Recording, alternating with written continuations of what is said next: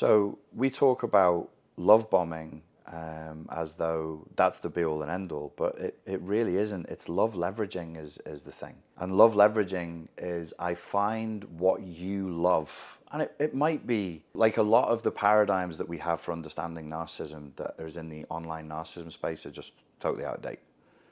The map that we've been given, I think, has been given by somebody who doesn't want people to get better. I think has been given by somebody who's part of the narcissistic. Yeah, it is a conspiracy. It really is. It's a kind of hive mind, artificial intelligence, and they're all on the same page. And you could say, oh, you've drifted into, you sound insane now. I don't care. I can see with my own eyes. I have the capacity to think, if it looks like a duck and walks like a duck, it's a duck. So this thing operates. Why do they all say the same shit? From fucking Kenya to fucking Ukraine to Alabama. The narcissist is saying the same words. Whether it's in Swahili, Ukrainian, or Alabamaese, they say the same shit. And I go, okay, like, so does that mean it's literally an artificial intelligence hive mind? No, but it's as good of a metaphor as anything else. Why do they say the same? They have the same strategies. And it could just be, the more simple explanation could just be that, like, if a human being goes through these experiences and then just chooses to manipulate, that's what comes out of you.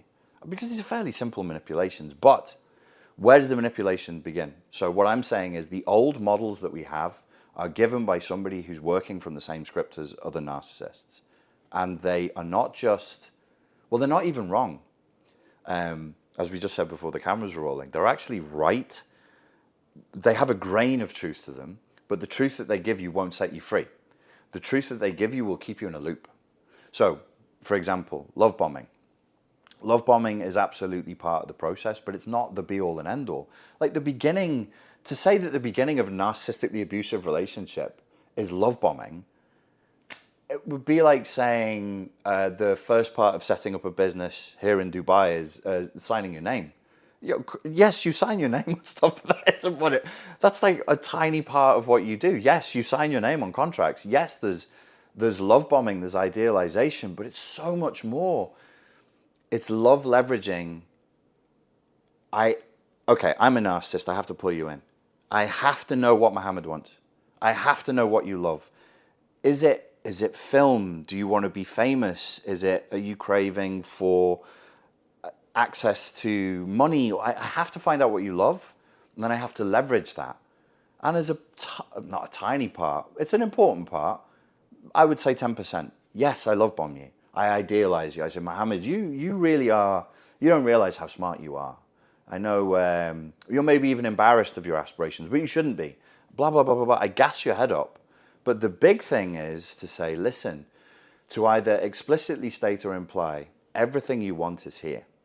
Everything you want is available here. That's why I really liked Renfield, the movie Renfield. I don't know if you remember the line. The English guy, I can't remember his name, but he does a good job. Nicolas Cage does a good job as well. And he's explaining how he was seduced. And he said that these monsters, they leverage your greed. He said, I became the familiar of Count Dracula. It's not a spoiler, it's fine. Because I was greedy. Because I wanted money. I wanted fame. And I left my normal life, my wife, my child, my authentic, mortal life, for this immortal life of wealth and fame and living forever. That's what we have to understand. So there's love leveraging, and there's a seduction, and there's bait. Well, if you just say, love bombing, oh, love bombing, I'll tell you you're amazing, duh. Thank you, yes, but that's not what it is. I have to bait you. I have to pull you in. And love bombing doesn't explain to you the key element. The key element. Where's your guilt come from? If I love bomb you, why would you be guilty? No. I have to love leverage you in such a way that you believe this is your decision. It's exactly like the vampire myths. I can't enter unless you invite me in. You have to sign your life, because in any mythology, whether it's the Dr. Faust deal with the devil or the deal you make with a vampire, the possession, you have to choose it. And then you live with that guilt. That's what binds you. If I just pull you into a room and go, you're amazing, you're wonderful, you're amazing, you're wonderful, it's nice, you know. Bit weird. I mean, yeah, if somebody keeps blowing smoke up your ass, eventually your ass will fill and you'll be like, I need to fart the smoke back out so you fly up in the sky. It's not going to work. It's so much more than that. And I think the devaluation, hoovering, flying monkeys, all of this, it's like, it's true, but it's very surface. It's very two-dimensional understanding. And you could say, well, you're just being mean. No, here's my point. It's good philosophy. The way we phrase the question is the way we get the solution to the question. So if we ask shit questions with a bad map, we'll never get out. And who's getting out? Look at the narcissism space. Does it fill with people and empty? Is it like tons of people just going, hallelujah, I'm free? No, it fills and fills and fills and fills and no one leaves. It's a new cult. It's a new way of being. Who are you? I'm a victim of narcissistic abuse. How long have you been coming to this meeting for? 25 years. And no one leaves. Very few people leave. It's not designed to make you leave. It's designed to be a trap. So you go through your narcissistic. So here's your life now. You're either in a narcissistically abusive relationship or you're in recovery. When you're sick of recovery and you want to sleep with somebody again and get back into a relationship again, back into a narcissistically abusive relationship. You tolerate as much of that torture as you can until you leave. Where are you again? Back in narcissistic abuse. It's actually part of the narcissistic abuse cycle. All this like online spaces, communities, YouTube channels, it's part of the abuse. It's an intrinsic part of the abuse because you're never free. It's still your whole life is this garbage. And the maps we've been given are wrong. It's like X is here, here's the treasure. And we're like, well, the map says it's here, keep digging. Or maybe I didn't dig hard enough. Or maybe there's not enough of us digging. Maybe if we build a bigger community, there's no treasure there. They lied to you, there's nothing there. We'll stick with love bombing because it's a good example to start with. If all you understood was love bombing, you would think that you were just vain and you lacked love in childhood and you had a syndrome called lack love in childhood syndrome. And you're like, oh, I'm a zombie moron who let myself be exploited and humiliated and used for years because I had lack love in childhood syndrome. Somebody love bombed me and I'm so dumb and so vain that I just gave my soul away. No, it's way more, it's far nastier than that. It's way more complicated than that. You have to be tricked into being complicit in your own servitude. And then, why? Because then you won't blame me, you'll blame you. And if I can, the one trick I have that's essential is I have to keep you blaming you. Just like Renfield. Dracula says to Renfield, no, you're the monster. You left your wife and child. He has one point of, this guy kills people, innocent people, blatantly. He's Count Dracula. And he tricks his familiar by leaning on one thing that this guy did. The one thing that this fundamentally moral person, this guy has a conscience. He made a terrible mistake. He made a bad decision in his life. One bad decision. But the guilt that Renfield feels is because of one thing, and that's what's leveraged. You did this. So, and this is what I mustn't get too incensed. This is what drives me completely insane with frustration is you have all these victims of narcissistic abuse and codependence walking around going, am I the narcissist? Am I the abusive one?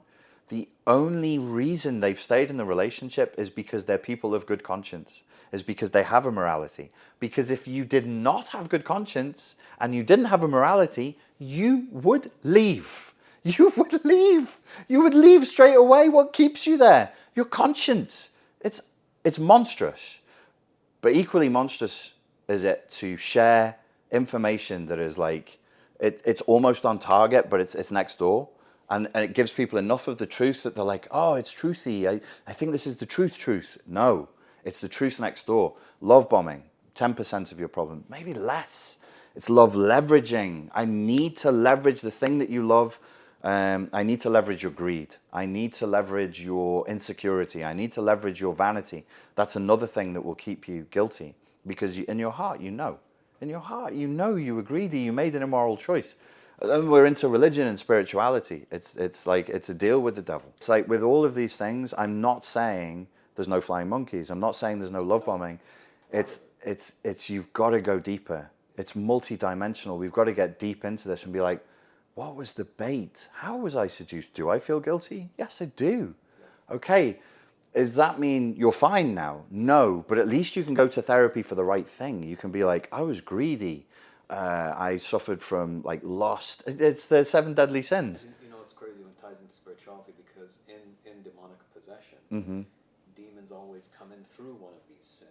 Yes. You were greedy, you were lustful, etc. Yes. Yeah. But then the demon stays because you feel guilty yes. and shameful to approach God.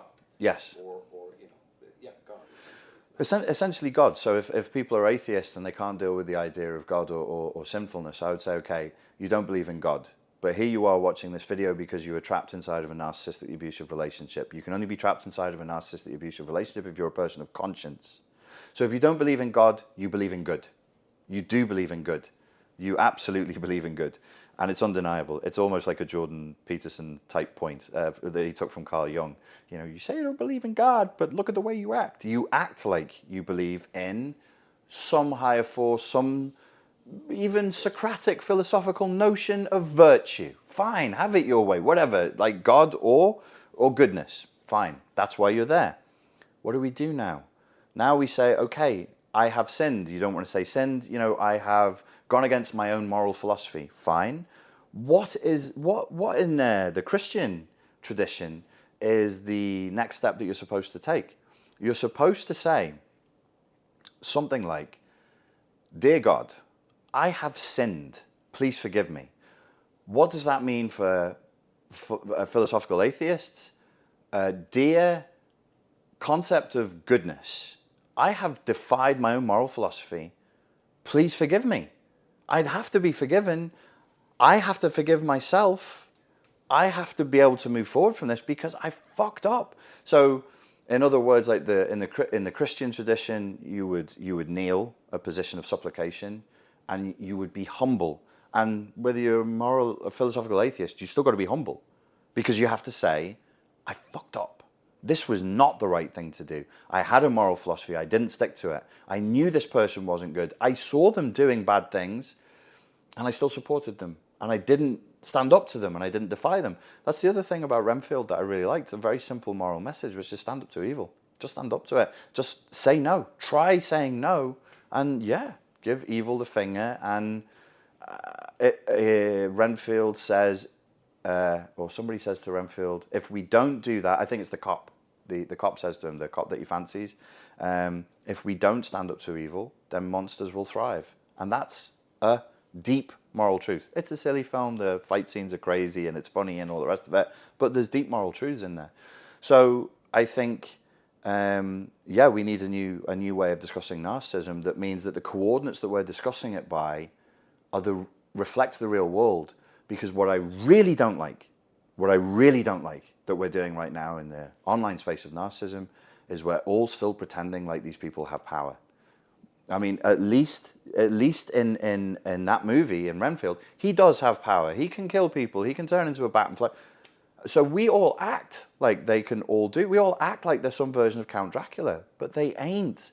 These are cheap con artists. What's our excuse?